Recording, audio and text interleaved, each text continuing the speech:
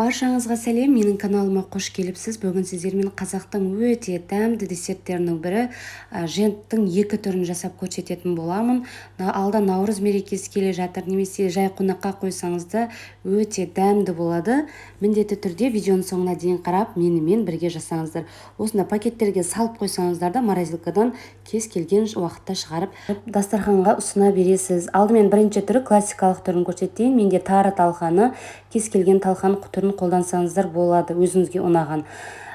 Майда болғаны дұрыс талқанның, қанттың да майдалау түрін қолданыңыздар. Бөлме температурасындағы жұмсақ сары май, қоюлатылған сүт.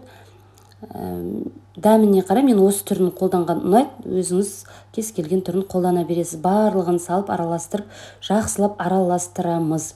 Барлығы біріккенше. Міне осылай қолымызбен мыжыған кезде ол бірігіп тұруы керек, бөлінбей.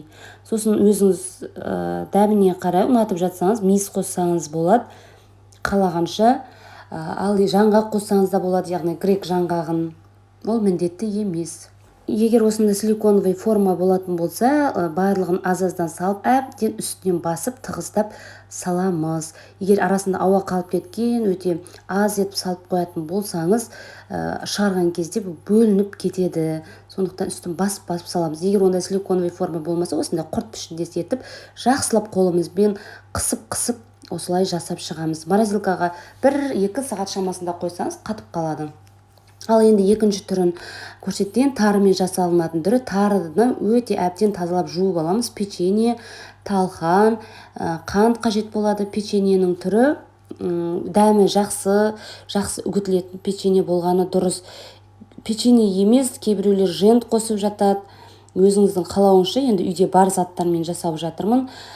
Бұл түрі талқан үйде аз болып қалатын болса, жасауға өте жақсы. Аз талқанмен біраз жент жасауға болады. Міне майдалап алдық. Печеньені блендермен езіп, енді оған талқан қосамыз. Талқан менде тары талқаны, ұнатып жатсаңыз бидай талқанын қолдана бересіз. Тарыны тазалап, әбден жуып алыңыздар, және суынан сырғытып. Сосын өте жұмсақ осындай сармай керек. Сармайды ерітіп алсаңыздар да болады. Барлығын салып, шекер, тары барлығын салып, араластырамыз жақсылап біріккенше. Жақсылап бірігуі керек. Осылай араласқан соң қолыңызбен мыжған кезде бірігіп тұруы керек, шашырамай тұруы керек. Сонда біздің жентіміз дайын болған болады. Міне осылай етіп. Ал енді менде силиконовый форма болған жоқ бұнысында. Сондықтан осындай ыдысқа өзімізге салдым. Ал бұндай ыдыста кескен кезде бөлініп кетеді, асты жабысып. Жай өзіңізге жасауға болады. Қалған түрін пакетке салып, жақсылап тығыздап, морозилкаға салып қойсаңыздар болады. Бірақ өте әбден тығыз жасау керек. Пакетке жасаған кезде қалыңдығын жұқа етіп қойсаңыздар да кескен кезде бөлініп кетеді. Арасы ауа қалып кетпейтіндей осындай үстінен де жақсылап тығыздап қайта жасап салыңыздар. Міне біздікі дайын болды. Осылай морозилкаға 1-2 сағат шамасында салып қоямын. Беті ашық қалмауы керек бұндай женттер, себебі өте құрғап кетеді, сондықтан беті жабық болғаны дұрыс. Міне біздің женттеріміз дайын болды. Мынау классикалық түрін силиконовый формадан шығардым, қолымызбен жасаған, және мынау тарының пакеттен шығарып кесілген түрі, тары женттің, тарымен жасалған женттің.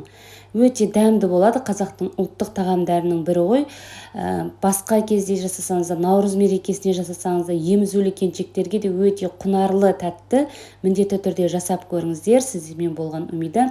Видео ұнаса төменге пікір қалдырып, лайк басып кетуді ұмытпаңыздар.